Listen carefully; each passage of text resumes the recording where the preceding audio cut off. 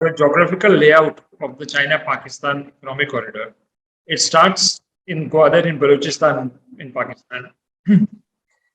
But then, if it has to go to Kashgar, which is the second is point of terminus, that is from Gwadar to Kashgar, it inevitably has to pass through POK and Gilgit-Baltistan.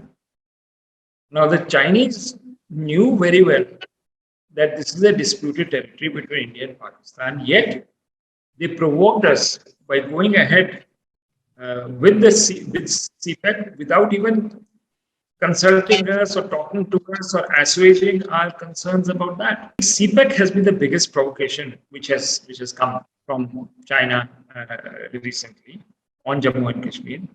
And I think the military collaboration with Pakistan is very, very extensive and it is not just conventional.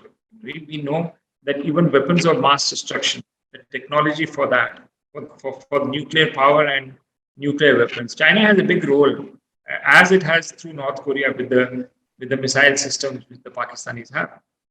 So, after August 5, 2019.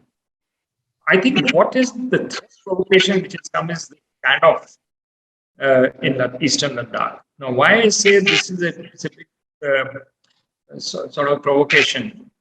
Because Chinese are now hinting or threatening India with a two-front war. That is, the Chinese coming from Ladakh and the Pakistanis coming from the Siachen side in Gilgit-Baltistan. I think these are serious provocations. Along with, I think the fourth really is data. The digital revolution and Chinese companies coming into India and engaging Indian consumers, which is generating massive amount of behavioral data from India going into servers in China.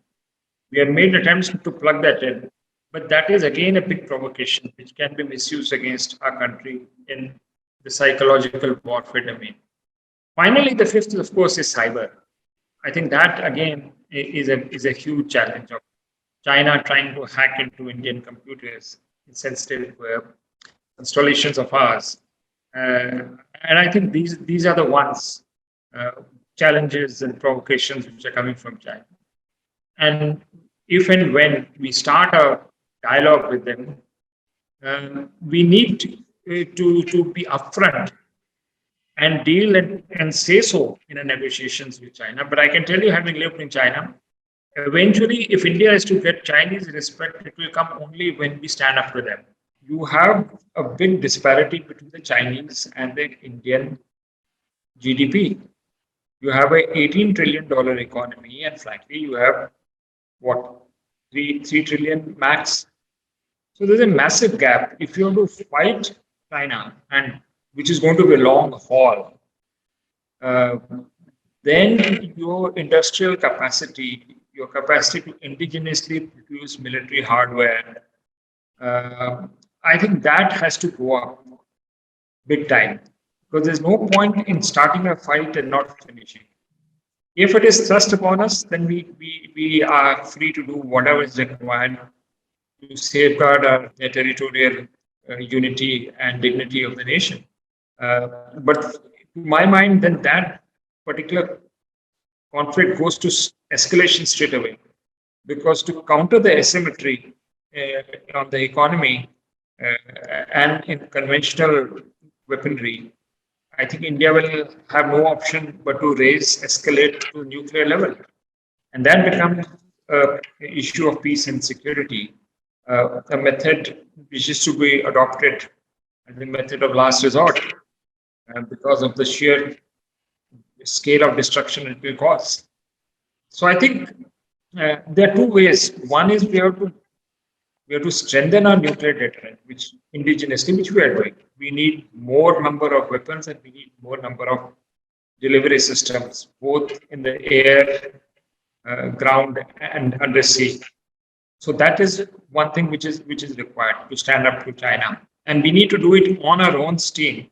Because frankly, if you want to get the Americans and the Japanese and the Australians to come and fight, or at least provide us with a ballast to fight, then there's a price to pay. That to fight China, can we afford to become a junior partner of the United States? I don't think that's India's DNA as well. I mean, we pride ourselves in a strategic autonomy.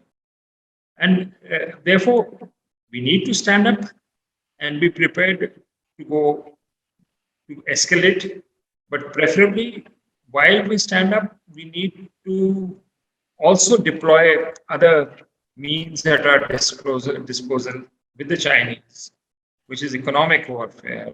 We need to have diplomacy working very actively with the Chinese. So it can't be on a single track.